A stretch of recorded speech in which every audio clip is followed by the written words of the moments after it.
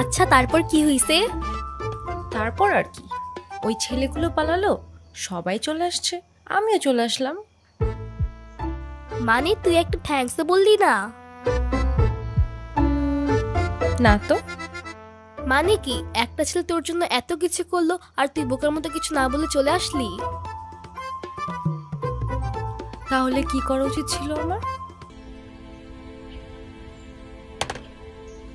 আসসালামু আলাইকুম ভাইয়া। ওয়ালাইকুম আসসালাম। কি অবস্থা রাইসা? ক্লাস সব ঠিকঠাক চলতেছে তো? হ্যাঁ ভাইয়া, সব চলছে ঠিকঠাক। আর তোমার কি অবস্থা? পরে কেউ আর কিছু বলে নাই তো? না ভাইয়া। কি যে বলেন ভাইয়া, আপনি থাকতে কেউ আর ওকে কিছু বলার সাহস পাবে না। ভাইয়া কিছু বলবা? Thank you.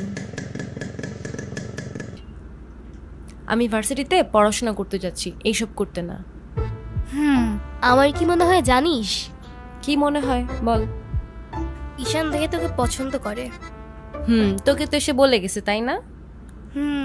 বুঝি তো সব, আর বলা লাগবে না। এই শোন, তুই না ঈশান ভাইকে প্রপোজ করে দে। তুই যাবি এখান থেকে নাকি আমি কি ডাক দিব? যাচ্ছি, সব সময় আমার সাথে এরকম করে।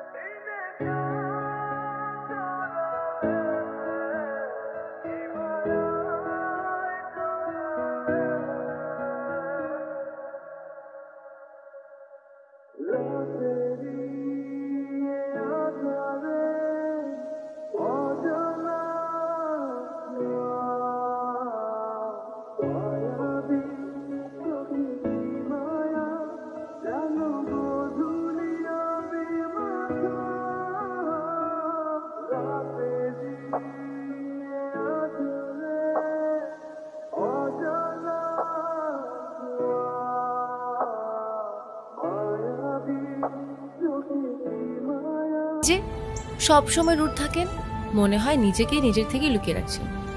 নিজেকে নিজের থেকে লুকিয়ে যদি একটু ভালো থাকা যায় তাহলে আই গেস সেটাই বেটার অপশন। আপনারা তো কষ্ট কিসের? সে থাকুক না, জেনে কি করবা? বলে দিলে তো আর কমে যাবে না, তাই না? কমবে না বুঝলাম, তবে ভাগাভাগি করে নিলে ক্ষতি কি?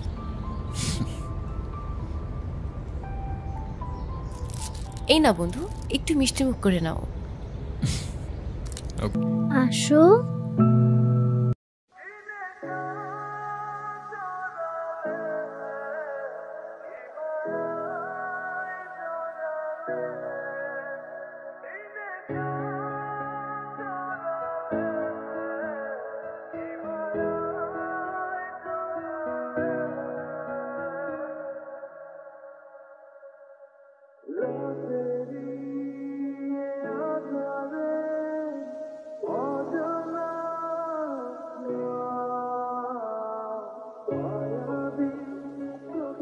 উদ্দেশ্যটা কিন্তু আমি বুঝতে পারছি। জি স্যার। তোমাদের মতো ছেলেরা কেন আমাদের মতো বিজনেসম্যানের মেয়েকে টার্গেট করে, কিসের লোভে, সেটা আমার খুব ভালো করে জানা আছে। বাবা কি বলছো এসব? তুমি চুপ করো, আমি কথা বলছি। তোমার ফ্যামিলিতে আর কে কে আছেন? বাবা মা দুজনেই আছেন, কিন্তু ফ্যামিলি বলতে আমি একা। তার মানে আমি তো ঠিক বুঝলাম না। তারা আমার সাথে থাকে না, সেপারেটেড। ও, বুঝতে পারছি। তা প্রবলেমটা কার ভেতরে? বাবা মাকে ছেড়ে চলে গেছেন নাকি মা বাবাকে? আপনি ঠিক কি মিন করতে চাচ্ছেন আমি ঠিক বুঝলাম না স্যার। আই মিন ক্যারেক্টারের প্রবলেমটা কার ভেতরে ছিল, তোমার বাবার না মার? আরে সমস্যা তো আপনার ক্যারেক্টারে। You don't even know the basic manners. কিভাবে কারোর সাথে কথা বলতে হয় সেই ভদ্রতাটাও শেখেন নাই আপনি। আমাকে আসছে আমার বাবা মা নিয়ে কথা বলতে। আর হোয়াট ইউ মিন ভাই তোমার মতো ছেলে? হ্যাঁ, কি টার্গেট করছি আমি? আপনার টাকা? অবভিয়াসলি, তা নয় তো কি? আপনার হয়তো আমার ব্যাকগ্রাউন্ড সম্পর্কে ধারণা নেই স্যার। আপনাদের মতো সো কল্ড বিজনেসম্যান আমার বাবার অফিসের লাইন দিয়ে দাঁড়িয়ে থাকে। আমি এখানে আসছি শুধুমাত্র ওকে ভালোবাসি বলে, সেকেন্ড কোনো উদ্দেশ্য সমান নাই। তুমি তো একটা বেয়াদব। তোমার ক্যারেক্টার সম্পর্কে আমি খুব ভালো করে জানি। তুমি রাস্তাঘাটে মাস্তানি করো, আর তুমি কি করে ভাবলে যে তোমার মতো একটা স্কাউন্ডারের হাতে আমার মেয়েকে তুলে দেব? তো আপনার মেয়েরে কে বলছে আমার হাতে তুলে দিতে? আমি বলছি? বাসায় ডেকে আনছেন অপমান করতে। আপনার বাবা মাই তো আপনাকে ভদ্রতাটা শেখাইতে পারে নাই। আপনি আসছেন আমায় জাজ করতে। আমি কেন সরি বলবো? উল্টা তোমার বাবাকে বলো আমাকে এসে সরি বলতে। ঈশান, ফল্ট তোমারও ছিল। তুমি বাবার সাথে শাউট করছো, আর একটা সরি বলে যদি সবকিছু ঠিক হয়ে যায়, কেন সরি বলবা না? হ্যাপি বার্থডে বন্ধু। Thank you. এ কি বন্ধু, তুমি কাঁদছো কেন? কই না তো, কাচ্ছি না তো। ওয়েট। দেখো, এ নাও বন্ধু, একটু মিষ্টি মুখ করে নাও। আপনি আবার আসছেন? এই চলো তো। আস্তে, আমার ব্যথা ওর দোষটা কি অনু? লাগছে।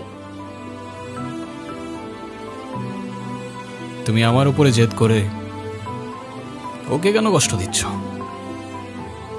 আমার মেয়ে, আমার যা খুশি তাই বলবো, আপনি বলার কি? আর কেনই বা আসছেন এখানে? কেউ না আমি, আর কখনো আসবো না। চলে যাচ্ছি আমি এই শহর ছেড়ে, বহু দূরে। এমনিতেও এই শহরে আপন বলতে তেমন কেউ নেই আমার। শুধুমাত্র শেষবারের জন্য আমার ছোট্ট বন্ধুটাকে দেখতে এলাম। তবে যাবার আগে তোমাকেও কিছু কথা বলার ছিল। বলো। বাবা মা থাকতেও তাদের ভালোবাসাটা কখনো পাইনি আমি। ছোটবেলা থেকে একা একা থাকতে শিখে গেছি। আমার মতো যারা আছে না, তারা নিজের কষ্টটা কখনো বলে বুঝাইতে পারে না, বা বলতে পারো বলার মানুষটাই থাকে না। তবে আমি যখন আয়রার দিকে তাকাই না, তখন আমি আমার ছোট্টবেলার সেই ঈশানকে দেখতে পাই।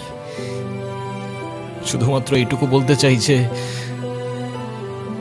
আমার জীবনের মতো অ্যাটলিস্ট ওর জীবনটা হতে দিও না।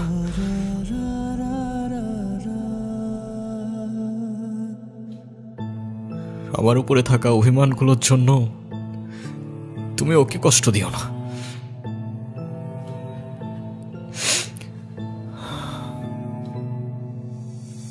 ভালো থেকো ছোট্ট বন্ধু, আর তুমিও ভালো থেকো।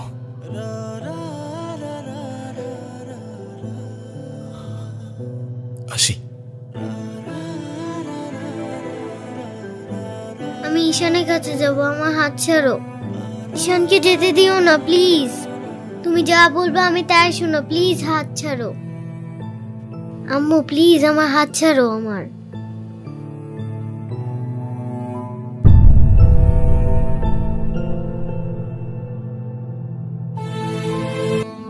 ঈশান তুমি যেও না প্লিজ। যেতে তো হবেই, বলো। কেন যেতে হবে? প্লিজ থাকো না। থেকে আর কি করব বলো? এই শহরে তো আপন কেউ নেই আমার। কে বলেছে আপন কেউ নেই? আমি আছি না, তুমি আমার সাথে থেকে যাও। থেকে যাব? হ্যাঁ প্লিজ প্লিজ।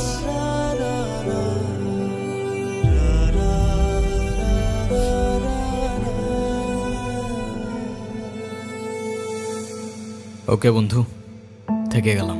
সত্যি? সত্যি। Pinky promise? Pinky promise.